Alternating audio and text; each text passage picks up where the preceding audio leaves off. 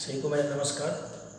सभी सुरक्षित होंगे और स्वस्थ भी होंगे और आप लोग पढ़ाई भी कर रहे होंगे अच्छे से।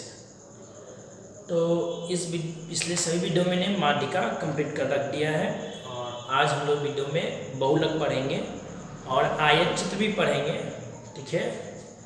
और जिसको डंडा लेख भी बोला जाता है, तो उसके द्वारा हम लोग बहुलक ज्ञात करते हैं, ठीक। इसलिए आज हम लोग उसका भी क्लास करेंगे। सबसे पहले बहुलक की परिभाषा हम बोर्ड पर लिखेंगे नहीं, बोल देते हैं।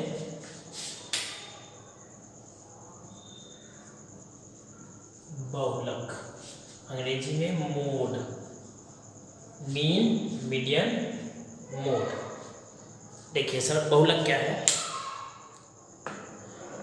परीक्षण में आने वाला सर्वाधिक चर मान, ठीक, या एकत्रित किए गए आंकड़ों में जो आंकड़ा सबसे ज़्यादा बार आता है, ठीक है, या सर्वाधिक बारंबारता वाला चर मान या सर्वाधिक बारंबारता वाला आंकड़ा, ठीक है, या एकत्रित किए गए चर मानों में जिस चर मान की बारंबारता अधिक हो, ठीक है। आपको जो बोलना है बोल दीजिए। उस चर मान को, उस आंकड़े को, उस प्रेक्षण को बोलते हैं बहुलक। क्या बोलते हैं? बहुलक, ठीक है। जिस चर मान की बारंबारता सर्वाधिक हो या जो आंकड़ा सबसे ज़्यादा बार आया हो, ठीक है, वो आंकड़ा, वह चर मान बहुलक कहलाता है। आ गया बहुलक का परिभाषा समझ में? जैसे परीक्षा में आता है, ध्यान रखिएगा, जैसे कि हमने दिए हैं 2 2 4 5 2 3 4 6 2 7, पूछे कि इसे बहुलक बताइए, तो आपको देखना है कि सबसे ज़्यादा बार कौन आया है। और क्या देखना है कि सबसे ज़्यादा बार कौन आया है। देखिए 2 2 2 2, यानी 2 कितना बार है? 4 बार।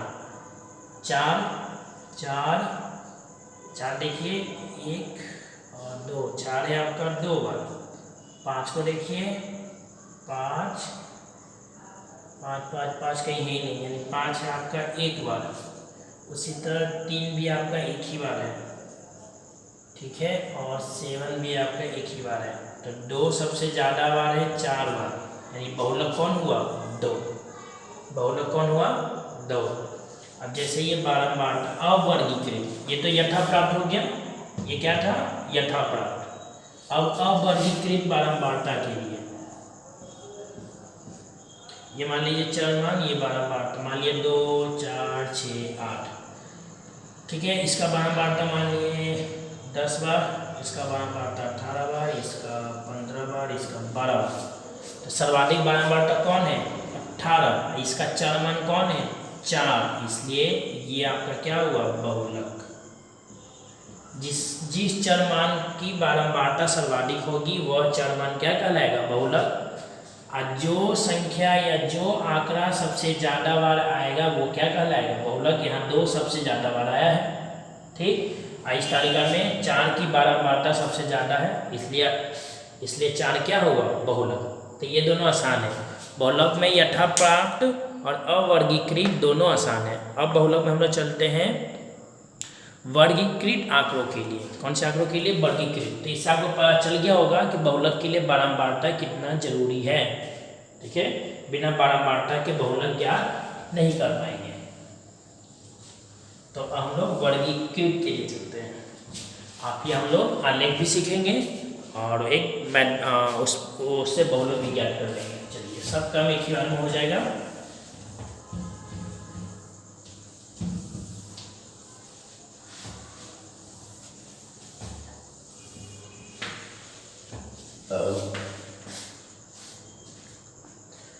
वर्ग अंतराल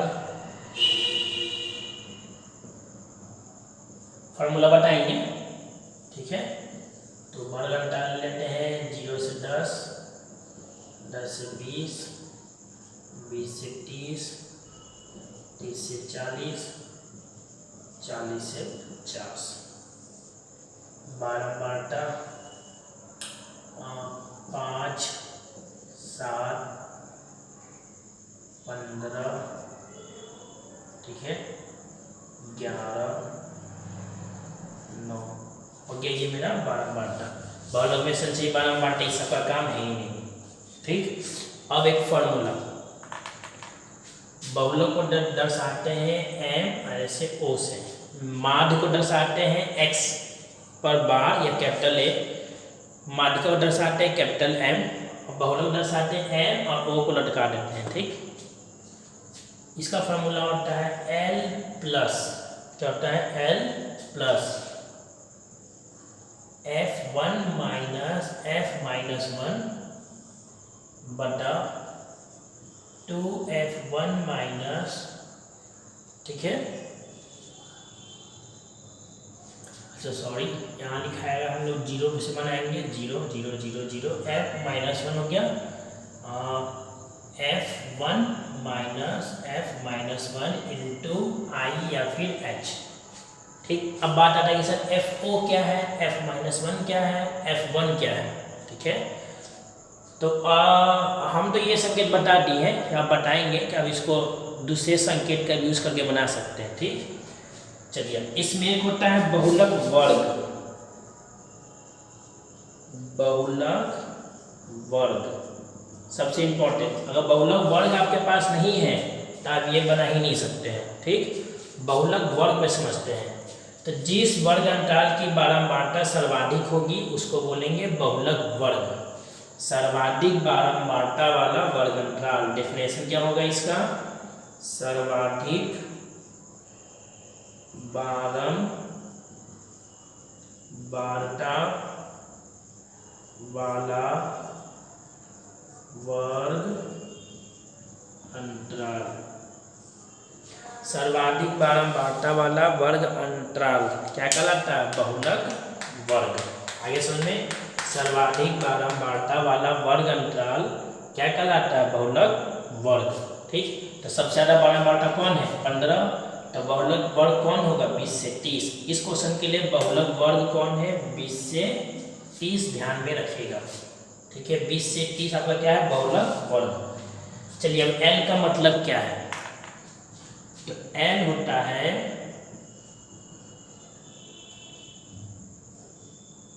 बहुलक वर्ग की निम्न सीमा। ठीक है, FO क्या होता है, बहुलक वर्ग की बारंबारता यानी 18 15। ठीक, F-1 क्या होता है, बहुलक वर्ग के ठीक पहले वाले वर्ग की बारंबारता, यानी ये हो गया आपका F0, यह आपका हो गया F-1। F-1 क्या है, बहुलक वर्ग के ठीक पहले वाले वर्ग की बारंबारता। ठीक है, चलिए F1 क्या है, बहुलक वर्ग के ठीक बाद वाले वर्ग की बारंबारता, बहुलक वर्ग के ठीक बाद वाले वर्ग की बारंबारता, तो कौन होगा, ये 11 है, कौन होगा, F1 गया, ये आपका क्या हो गया, F1। ठीक है, और I क्या है, I पता है आपको, वर्ग लंबाई, क्या है, वर्ग लंबाई, यानी बहुलक वर्ग की लंबाई, आप ये बोल सकते हैं। I क्या है, वर्ग लंबाई बोलिए, या फिर बहुलक वर्ग की लंबाई। तो बहुलक वर्ग की लंबाई कितना है, अभी 10 का अंतर चल रहा है ना, तो I का मान हो गया 10। ये बात आपको समझ में आ गया। L बहुलक वर्ग की निम्न सीमा, FO एफ ओ बहुलक वर्ग की बारंबारता, मतलब जो सबसे ज़्यादा बारंबारता होगा, ठीक, उससे एक पीछे हो जाएंगे एफ माइनस वन, और सर्वाधिक से आगे हो जाएंगे तो एफ वन। सबसे ज़्यादा बारंबारता के पीछे एफ माइनस वन और सबसे ज़्यादा बारंबारता के आगे एफ प्लस वन। समझ में आ गया? चलिए ठीक है। अब अगर आप संकेत बदलना चाहें, ठीक है, कोई आप इस संकेत से भी याद कर सकते हैं, या आप कोई बुक पढ़ेंगे तो उसमें आपको ये सब भी संकेत देखने को मिलेगा, ठीक है, हम वही बता देते हैं तो आप कंफ्यूज ना हो, ठीक, जो फेमस है, जो और भी बुक्स लिखेंगे हम वो उसी बता रहे हैं, ठीक है।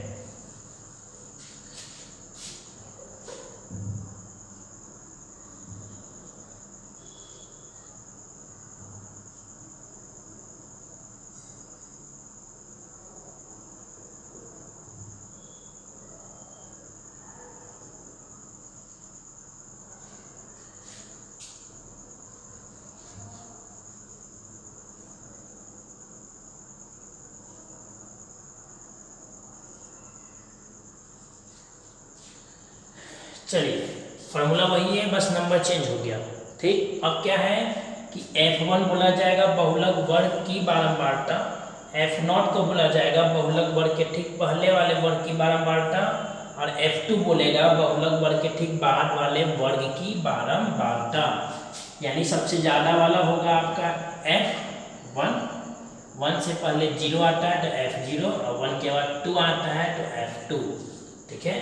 तो किसी किसी बुक में 0 1 2 का यूज किया है, ठीक है, 0 1 2, और किसी किसी बुक में जैसे हम एक बताएं उसमें हम यूज किए थे -1 0 और 1।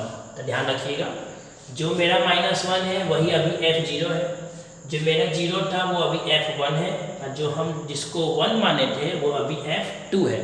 तो मीनिंग में कोई अंतर नहीं है, सब कुछ सेम है।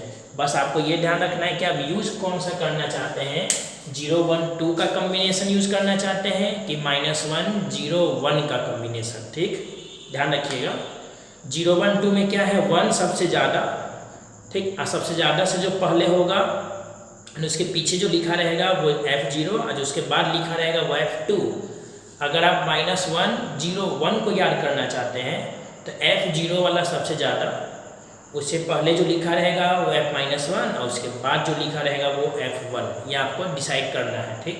हम अभी क्या करते हैं कि अब चूँकि ये बोर्ड पर ये लिखा हुआ है ही 1 2 1 0 और 1 2 0, तो हम इसी से मैथ बना देते हैं। अब -1 0 1 लिख के मैथ बना सकते हैं, इसलिए कंफ्यूज मत होइएगा इस बात को लेके, ठीक है। चलिए इरेज करते हैं इसको। ये क्वेश्चन हो गया। आंसर कैसे बनेगा आपका, देखिए आंसर बना रहे हैं। सबसे पहले बताएंगे सर्वाधिक बारंबारता कितना है, तो लिखेंगे सर्वाधिक बारंबारता कितना है, 15। सर्वाधिक बारंबारता हो गया 15, इसलिए बहुलक वर्ग, तो बहुलक वर्ग कितना हो जाएगा 20 से 30। सर्वाधिक बारंबारता का जो वर्ग अंतर होता है वही होता है बहुलक वर्ग। उसके बाद आएगा सूत्र लिखेंगे m0, इसको नॉट पढ़ते हैं, m0 बराबर l प्लस कौन सा यूज करते हैं, -1 0 1 यूज कर देते हैं, F1 माइनस नहीं 0 वाला 0 1 माइनस ना, ये मेरा होगा F0, ये मेरा होगा F-1, ये मेरा होगा F1, ठीक है। चलिए F0 F-1 2 F0 F1 और F-1, याद करना इसलिए आसान है ना। देखिए नीचे 1 और 1 को जोड़िएगा तो F0 होता है, इसलिए F0 लिखा हुआ और कुछ नहीं। तो हो गया F0 F-1 और F1 लिख दिए, लिखेंगे जहाँ, अच्छा I छूट गया इंटू I, जहाँ L क्या है तो बहुलक वर्ग की निम्न सीमा, तो 20 30 का निम्न सीमा 20 है, तो L का मान 20। F0 क्या है, बहुलक वर्ग की बारंबारता यानी 15। f-1 क्या है, बहुलक वर्ग के ठीक पहले, 15 के ठीक पहले यानी 7 वाले वर्ग की बारंबारता। f1 क्या है, बहुलक वर्ग के ठीक बाद वाले वर्ग की बारंबारता यानी 11। और i क्या है, लंबाई। तो 20-30 में कितने का अंतर है, 10 का, लिख दिए 10। अतः m बराबर, जाइए आप पुट कीजिए, l का मान 20 प्लस f0 यानी f0 इसका मान 15 माइनस f-1 का मान, f-1 का मान 7 2 इंटू 15 माइनस, देखिए f1 है, f1 का मान 11 है, 11 माइनस 7 इंटू में 10। तो 20 का 20 प्लस 15 में से 7 गया 8, 15 दूना 30, 11 7, 11 माइनस 8 माइनस 18 इंटू में 10। 20 का 20, 8 का 8, 30 से 12, 18 गया, 12 इंटू 10 काट लीजिए। 8 के पहाड़ा, 4 के पहाड़ा में 4 दूनी 8, 4 दिया 12, हो गया 20। 20 प्लस 20/3, 20 को 3 से भाग लगाइए तो 20 प्लस 6.67 कर लेते हैं, क्योंकि 6 आता ही रहता है, ठीक है। 6 आता रहेगा तो एक बढ़ा लिए, तो 20 अच्छे 26 यानी 26.67 लगभग लिख लीजिएगा। समझ में आ गया आप लोग को। तो ये बहुलक बन गया, फार्मूला से आप सीख गए कि बहुलक कैसे आपको निकालना है, ठीक है। और वो सब ध्यान में रखिएगा, समावेशी विधि अपवर्जी विधि में होना चाहिए और कुछ नहीं, ठीक है। ये सब आपको ध्यान में रखना है, समान लंबाई का भी हो ये भी आपको ध्यान रखना, और कोई इशू नहीं, ठीक है। बाकी आप मैथ बना सकते हैं। अब हम लोग चलेंगे बहुलक के ग्राफ पर। ऐसे 10th क्लास में ग्राफ नहीं आता है, लेकिन NCERT की बुक में क्वेश्चन दे रखा है, ठीक है। इसलिए हम लोग बहुलक के लिए भी ग्राफ सीख लेते हैं। अब हम इसको इरेज करते हैं।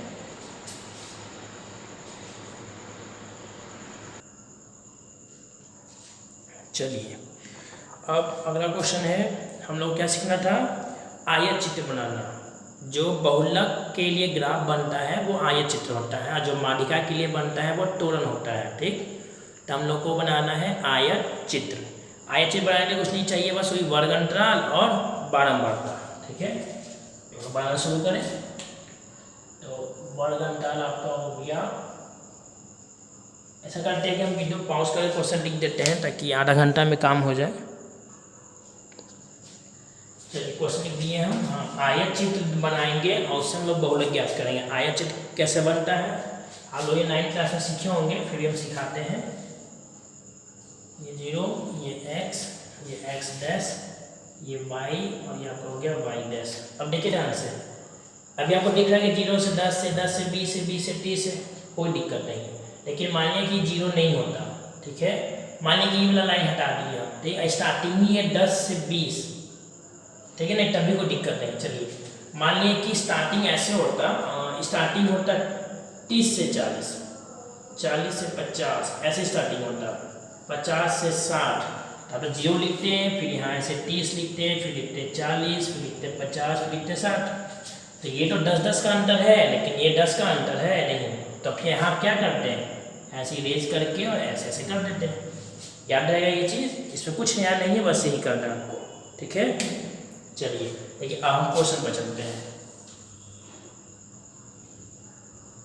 ठीक है। जब भी अगर बराबर ना दिखे, 0 से पहला अंक और उसके बाद अगर एक जैसा अंतराल में ना दिखे तो आपको शुरू में से जिगजैग कर देना है।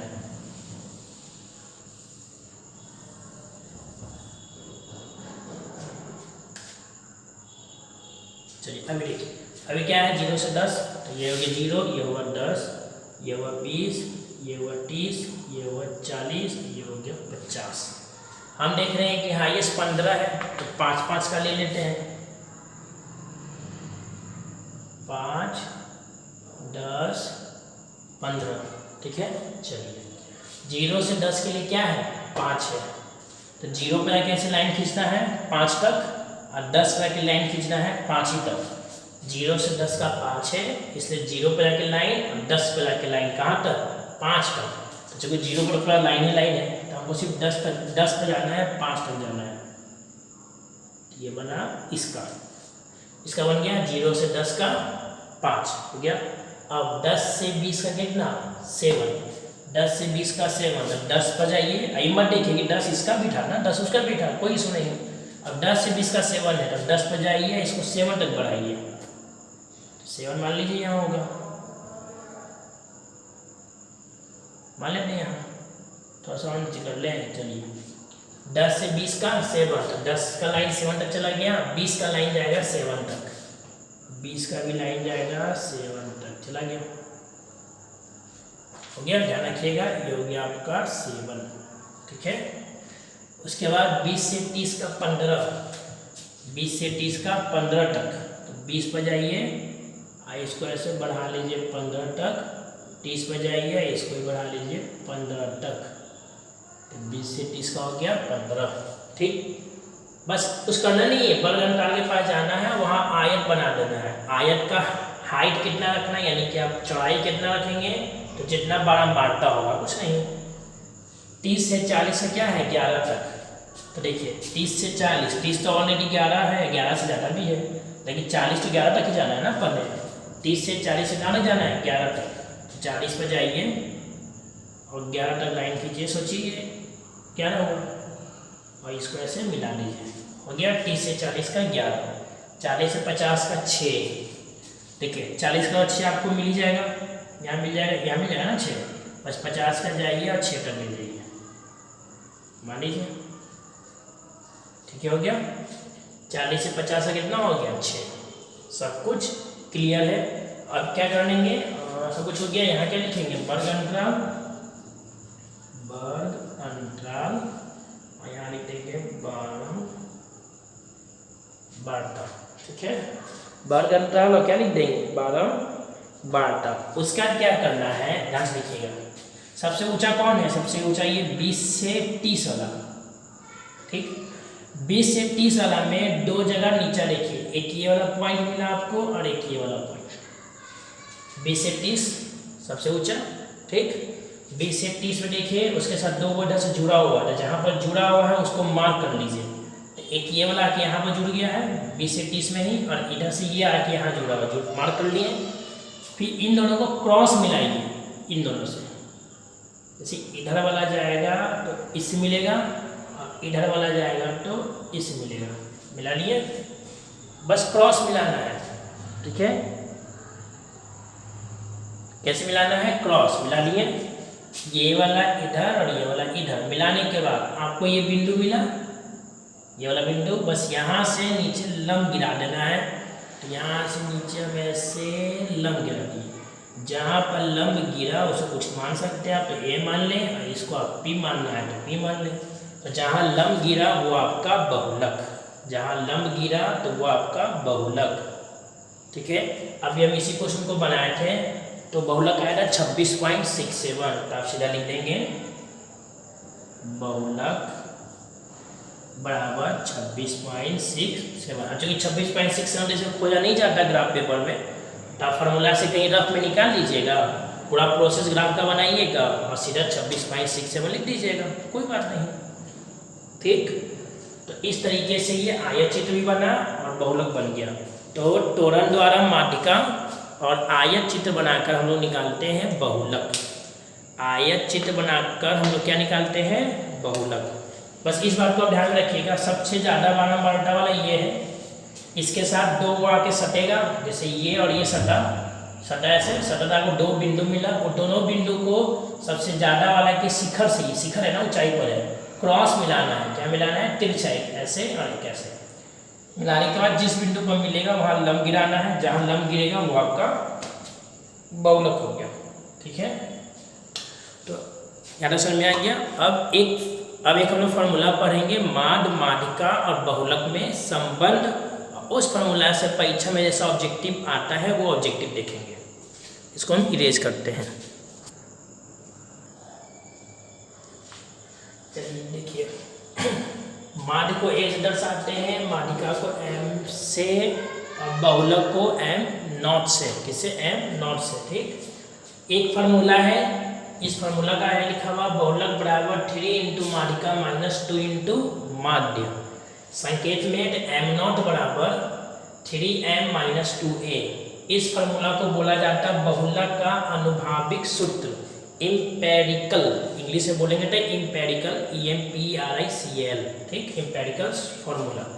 अनुभाविक सूत्र इसलिए बोला जाता है, ध्यान सुनिए, हम लोग माध्यिका निकालते हैं तो पूरा बारंबारता आंसर को प्रभावित करता है। आप किसी भी क्वेश्चन को लीजिए, अपने मन से आप बारंबारता किसी का भी 1-2 बढ़ा दीजिए, घटा दीजिए, आंसर आपका चेंज हो जाएगा। उसी तरह माध्य में भी आप किसी बारंबारता को घटा दीजिए, बढ़ा दीजिए तो आपका आंसर चेंज हो जाएगा। लेकिन बहुलक में क्या है कि सबसे ज़्यादा बारंबारता और उसके पहले और उसके बाद की बारंबारता को छोड़कर, ठीक है, आप किसी को बढ़ाइए और घटाइए, बस इतना मत बढ़ाइए कि सबसे ज़्यादा से ज़्यादा हो जाए, बस इतना नहीं बढ़ाना है। उसके बाद आप बाकी बारंबारता को आप चेंज करते रहिए, आपका आंसर कभी नहीं बदलेगा। फिर से सब, जैसे आपको क्वेश्चन मिला, क्वेश्चन में जो सबसे ज़्यादा बारंबारता है वो, उसके पहले जो लिखा है वो और उसके बाद जो लिखा है वो, उन 3 बारंबारताओं को छोड़कर आप बाकी बारंबारता को चेंज कर लीजिए, ठीक, जितना चाहे उतना घटाइए बढ़ाइए, ठीक है। बस बढ़ाइएगा तो इतना मत बढ़ाइएगा कि ज़्यादा जो सर्वाधिक क्वेश्चन दिया है ना उससे ज़्यादा नहीं हो खाली, ठीक है। बाकी आप 3 बारंबारता को छोड़कर बाकी सब बारंबारता को आप बदलते रहिए, लेकिन आंसर आपका नहीं बदलेगा, ठीक है, आंसर आपका नहीं बदलेगा। इस बात को आप ध्यान में रखिएगा, ठीक है। तो इसीलिए ये फार्मूला जो है, इसलिए इसको नाम दिया गया अनुभाविक सूत्र, क्योंकि अनुभव हो जाता है कि माध्यिका ये है, माध्य ये है, तो बहुलक ये हो जाएगा, ठीक है, क्योंकि आंसर बदलाव नहीं होता है, पूरे बारंबारता का बहुलक के आंसर पर असर नहीं पड़ता है, इसलिए, ठीक। तो इसे बोलते हैं बहुलक का अनुभाविक सूत्र। ये सूत्र कब यूज करना है, जब एक नंबर में माध्य और माध्यिका का मान दे दे और आपसे बहुलक का मान पूछ दे, तब ये फार्मूला यूज करना है, ठीक है, और नहीं तो फार्मूला यूज नहीं करना है, नहीं तो आपको आंसर नहीं मैच करेगा। परीक्षा में कैसे कैसे आता है वो समझिए। परीक्षा में आता है कि 3-4 फार्मूला लिख देगा, बोलेगा निम्नलिखित में कौन सही है, तो आप देखेंगे ये वाला सही है, ठीक है। अब इसको वो कई तरीके से लिख सकता है, हो सकता है कि 2 गायब कर दे, बोले यहाँ कौन सा अंक लिखाएगा, तो आप बोलेंगे 2 लिखाएगा। ये 3 गायब कर दे, बोले यहाँ क्या लिखाएगा, तो 3 लिखाएगा। इसी को और बहुत तरीके से सजाया जा सकता है, जैसे हम सजा के आपको दिखा रहे हैं, ठीक। तो ये लाइन हो गया। इसको और हम क्या सजा सकते हैं, ध्यान से देखिए। 2a को इधर कर लिए, m को उधर कर लिए, m को उधर 2a को इधर कर लिए, तो हो जाएगा 2a बराबर 3m माइनस m नॉट। एक फार्मूला ये बन गया। m नॉट प्लस उधर गया तो माइनस, 2a प्लस इधर आया तो 2a माइनस इधर आया तो प्लस, एक फार्मूला ये बन गया। आप 2 को नीचे भी कर लीजिए, तो a बराबर 3m माइनस m नॉट बटा में 2, तो ये भी है, ठीक है, और ये भी है,